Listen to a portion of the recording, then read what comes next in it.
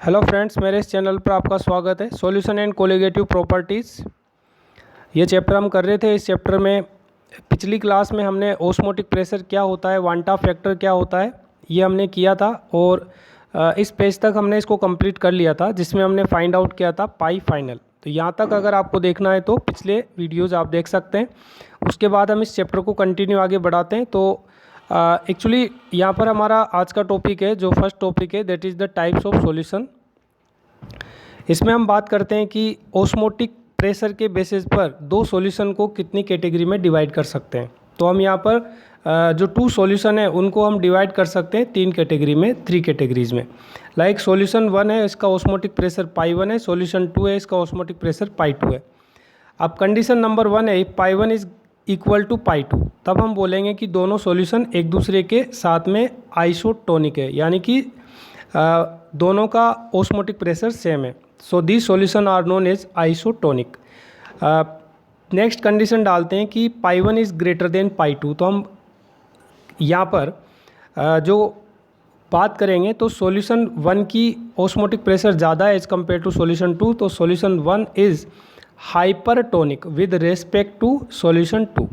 और इसी में अगर हम थोड़ा सा चेंज करके बोल दें कि pi 2 is less than pi 1, तो हम बोलेंगे कि solution 2 is hypotonic with respect to solution 1। So इस तरह से हम ओस्मोटिक प्रेशर के बेसिस पर दोनों सॉल्यूशन को तीन कैटेगरी में डिवाइड कर सकते हैं। नाउ अगला पार्ट है रिवर्स ओस्मोसिस। जैसे आपने पढ़ा था कि ओस्मोसिस जो होता है वो एक स्पॉन्टेनियस प्रोसेस होता है, जबकि रिवर्स ओस्मोसिस होता है वो नॉन स्पॉन्टेनियस प्रोसेस होता है। अगर हम बोले कि जैसे आरओ है, आरओ का यूज़ किया जाता है वाटर को प्यूरीफाई करने के लिए, तो वहाँ पर रिवर्स ओस्मोसिस होता है। तो ये जो वर्ड आप पढ़ते हो ना, आरओ, आरओ का मतलब रिवर्स ओस्मोसिस। इसके अंदर स्पॉन्टेनियस नहीं है, बल्कि जो सोलवेंट के पार्टिकल्स होते हैं उनको एसपीएम से पार करवाते हैं बाय द एक्सटर्नल प्रेशर। तो इफ़ जैसे अगर बात करें तो यूँ कह सकते हैं कि मान लो यहाँ पर एसपीएम लगा हुआ है, इधर की तरफ हमारे पास में सोलवेंट है, यहाँ पर सोलवेंट, और इधर है हमारे पास में सॉल्यूशन। तो सॉल्यूशन जनरली जो थ्योरेटिकल होता है, यानी कि स्पॉन्टेनियस होता है, उसमें सोलवेंट के पार्टिकल सॉल्यूशन की साइड में जाते हैं।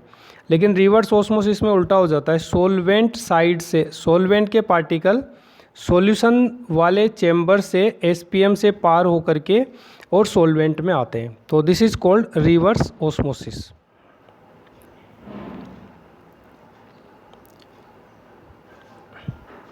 नाउ जो ऑस्मोटिक प्रेशर है उसके ऊपर हम बहुत सारे न्यूमेरिकल्स करने वाले हैं। तो न्यूमेरिकल्स की जो श्रृंखला है वो हम स्टार्ट करते हैं, सीरीज स्टार्ट करते हैं। Numerical number 1। न्यूमेरिकल्स बहुत ज़रूरी है क्योंकि जितने भी हमने फार्मूलाज पढ़े उनका एप्लीकेशन पार्ट यहीं पर होता है। तो नंबर 1 क्वेश्चन है हमारा, जिसमें गिवन है calculate pi of 0.2 m glucose solution at 300 kelvin temperature. अब जैसे मैंने आपको बताया कि ग्लूकोज एक नॉन इलेक्ट्रोलाइट है, इसका आई होगा 1। ग्लूकोज का फॉर्मूला होता है C6H12O6। नॉन इलेक्ट्रोलाइट है, यानी कि इसका आई 1 होता है, इसका आयोनाइजेशन या एसोसिएशन नहीं होता। तो फिर हमारा फॉर्मूला रहेगा पाई इक्वल टू ICRT। ये straight forward straight formula based question है। इसमें आप आई की वैल्यू 1, कंसनट्रेशन 0.2, आर की वैल्यू 0.082 एंड टेम्परेचर 300, इनकी वैल्यू रखेंगे तो आपको पाई मिल जाएगा in the atmosphere. Now question number 2। Question number 2 है, if 20 gram of unknown substance, जिसका हमें पता नहीं कौन है, नॉन इलेक्ट्रोलाइट है, यानी कि जिसका आई जो है वो 1 होगा, is dissolved to make 1000 ml of solution, then pi at 300 kelvin temperature is observe to be 1.23 atmosphere. Find the molecular mass of the solute. तो इस क्वेश्चन में हमें जो सोल्यूट है, जो कि अननोन सोल्यूट है, उसका हमें मोलर मास फाइंड आउट करना है। तो हमारा फॉर्मूला रहेगा पाई इक्वल टू CRT। अब C इक्वल टू होता है number of moles upon volume. तो यहाँ पर अगर इसके जो डेटाज गिवन है उसकी बात करें कि हमें क्या क्या गिवन है, तो देखो in this question mass of the solute 20 gram, volume 1 litre, क्योंकि ये 1000 ml है, टेम्परेचर 300 केल्विन, पाई की वैल्यू गिवन है। अब यहाँ पर जो CRT का मतलब होता है NRT, और N की वैल्यू निकालते हैं तो हम करेंगे W/मोलर मास। तो इस जगह पर W की वैल्यू रख दी हमने 20, मोलर मास इसका M रख दिया जो कि हमें फाइंड आउट करना है, और वॉल्यूम हो गया 1 लीटर। तो पहले आप इसकी मोलरिटी निकाल सकते हैं जो कि आपने मोल कंसेप्ट में बहुत अच्छे से पढ़ी है। उसके बाद में आप R की वैल्यू रख देते हैं। R की वैल्यू है 0.082, टेम्परेचर है 300। तो यहाँ से आप M को इधर ले जाके और पाई को नीचे भेज के और इजीली आप इसको सोल्व कर सकते हैं। तो this is the question number 2। Now question number 3। Question number 3 में आपको गिवन है if 6 gram urea, 18 gram glucose and 34.2 gram sucrose is dissolve to make 500 ml of a solution at 300 kelvin temperature. तो जैसे मैंने आपको एक फॉर्मूला लास्ट में बताया था पिछले वीडियो में, तो उसी तरह का क्वेश्चन है। एक कंटेनर है, इसी कंटेनर में है यूरिया, इसी में है ग्लूकोज, इसी में है सुक्रोज, तीनों इसी में प्रेजेंट है, और इसका वॉल्यूम टोटल है 500 ml या हाफ लीटर। तो हम क्या करेंगे, पहले जैसे 6 ग्राम यूरिया है, यूरिया का मोलर मास 60 होता है, तो इसके मोल निकाल लिए। ग्लूकोज 18 ग्राम है, 18/180.1, और सुक्रोज 34.2 डिवाइड बाई 342, तो ये भी 0.1 मोल आ गया। यानी सोल्यूट है। अब सारे के सारे नॉन इलेक्ट्रोलाइट है, सबका I 1 रहेगा, तो I की वैल्यू 1 रहेगी। इसका मतलब जो मोल है वो एज इट इज़ रहेंगे। अब कोलिगेटिव प्रॉपर्टी किस पे डिपेंड करती है बताओ? Yes, number of moles of solute पर। अब मोल्स ऑफ सोल्यूट सेम है, I इसमें 1 है, किसी का आयनाइजेशन हो नहीं रहा, तो तीनों के मोलों का सम कर लेंगे, यानी टोटल नंबर ऑफ मोल्स हो जाएगा 0.3। अब आपको C निकालना है, तो C हो जाएगा 0.3/500 × 1000। This is the molarity. और फिर आप इसका यूज़ करेंगे pi equal to CRT, question हो जाएगा सोल्व। समझ में आ गया बच्चों? ओके, नाउ हम बात करते हैं क्वेश्चन नंबर 4 की। क्वेश्चन नंबर 4 इसमें है if 200 ml of 0.2 m urea solution is mixed with 800 ml of 0.4 m sucrose solution at 300 kelvin temperature. दोनों के अंदर टेम्परेचर सेम है, दो अलग अलग सॉल्यूशन है, एक में यूरिया है, दूसरे में सुक्रोज है, लेकिन हमें पता है दोनों का I क्या होगा? यस, वेरी गुड, I 1 होगा, because both are non electrolyte. इसका 200 ml है, 0.2 m है, इसका 800 ml है, 0.4 m है।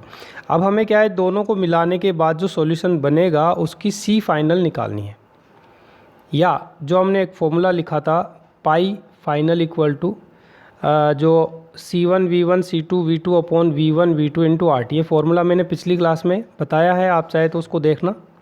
यहाँ पर हम इसकी वैल्यूज़ रख देंगे। इसमें I अभी यूज़ नहीं कर रहे, क्योंकि हर जगह मैं आपको बता रहा हूँ कि हमारे पास में जो सोल्यूट है वो नॉन इलेक्ट्रोलाइट है और उनका I 1 है, इसलिए हम इनकी थ्योरेटिकल वैल्यू निकालेंगे, वही एक्सपेरिमेंटल वैल्यू होगी। तो इसमें वैल्यूज़ पुट करके इसको सोल्व कर लेते हैं। सोल्व करेंगे तो फाइनली हमने मिलेगा इसका आंसर। नाउ हम अगले न्यूमेरिकल्स की बात करते हैं। आगे हमारे पास और भी न्यूमेरिकल्स है, जैसे न्यूमेरिकल नंबर 5 है, question number 5, calculate pi of a solution. Calculate pi of a solution having 0.2 m KCl। देखो यहाँ पर अब इलेक्ट्रोलाइट सॉल्यूट आने लग गए जिनका I 1 से ज़्यादा होगा। 0.1 m Na2SO4 और 0.5 m HA। HA is a weak acid और इसका डिग्री ऑफ आयनाइजेशन है 30% एट 300 केल्विन टेम्परेचर। जैसे मैंने आपको बताया था कि अगर कोई सॉल्यूट ऐसा है जिसका अल्फ़ा गिवन नहीं है तो क्या करेंगे? बिल्कुल ठीक, उनका अल्फ़ा 100% हम मान लेंगे, क्योंकि वो स्ट्रॉन्ग इलेक्ट्रोलाइट होते हैं। अगर अल्फ़ा गिवन होता तो फिर अल्फ़ा लेते, नहीं गिवन है इसलिए 100%। अब देखो हमारे पास में 3 सॉल्यूशन है, 3। नंबर 1 है KCl, नंबर 2 है Na2SO4 और तीसरा HA। इनकी कंसंट्रेशन गिवन है, सॉल्यूशन एक ही है, अलग अलग मिक्स नहीं कर रहे। वही जो एक पार्ट है जिसके अंदर इसी में KCl है, इसी में Na2SO4 है और इसी में एसिड है। यानी 3 अलग अलग वॉल्यूम नहीं है, बल्कि एक ही कंटेनर के अंदर तीनों को मिला के सॉल्यूशन बनाया और तीनों की कंसंट्रेशन हमें गिवन है। अब हम KCl का I, तो इसका 2 होगा, समझ में आ गया। इसका I 3 होगा, इसका I हम निकालते हैं। तो क्योंकि यहाँ पर आयोनाइजेशन है 1 + n-1 अल्फ़ा, अल्फ़ा इसका 30% है, इसलिए 30/100। इसको सोल्व करेंगे तो I की वैल्यू आएगी 0.1। अब हम देखो हमारे पास में तीनों के अलग अलग पाई निकाल सकते हैं, π1, π2 एंड π3, और फिर पाई फाइनल निकालेंगे तो तीनों का सम कर देंगे। इस तरह से क्वेश्चन हो जाता है। नेक्स्ट जो क्वेश्चन हमारे पास में है वो है, if 0.03 m K2SO4 solution at 300 Kelvin temperature is found to be isotonic। Isotonic है ये। आइसोटोनिक आपको पता है जिनका ऑस्मोटिक प्रेशर क्या हो, सेम हो। Isotonic with 0.04 m KCl, KCl जिसका अल्फ़ा 100% है। Then calculate alpha for K2SO4, K2SO4 का अल्फ़ा हमें फाइंड आउट करना है। तो यहाँ पर π1 और π2 की वैल्यू सेम होगी। इसका होगा I1C1RT, I2C2RT। अब क्योंकि RT तो दोनों में सेम है तो RT कैंसिल हो जाएगा, तो ये रह जाएगा I1C1 = I2C2। अब इसमें जैसे यहाँ पर हम पहुँच गए I1C1 I2C2। अब I की वैल्यू निकालते हैं तो वही फॉर्मूला क्या होता है, यस 1 + n-1 अल्फ़ा। ये हमारा K2SO4 है इधर, तो इसका I होगा 1 + n की वैल्यू 3 होगी इसके लिए, -1 अल्फ़ा, जो अल्फ़ा हमें निकालना है। इसकी कंसंट्रेशन 0.03 m है, यानी ये C हो गया 0.03, और RT हम कैंसिल आउट कर ही चुके हैं, वापस से चाहो तो काट दो।